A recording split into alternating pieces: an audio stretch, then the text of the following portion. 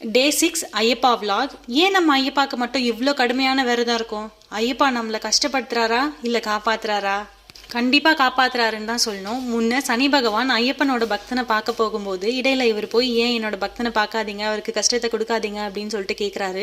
அதுக்கு சனி பகவான் இருந்துட்டு இது என்னோட வேலை, இது நான் ஸ்டாப் பண்ணேன் அப்படின்னா உலக இயக்கமே தடைபட்டுரும் அப்படின்னு சொல்லிட்டு எக்ஸ்பிளைன் பண்ணுறாரு.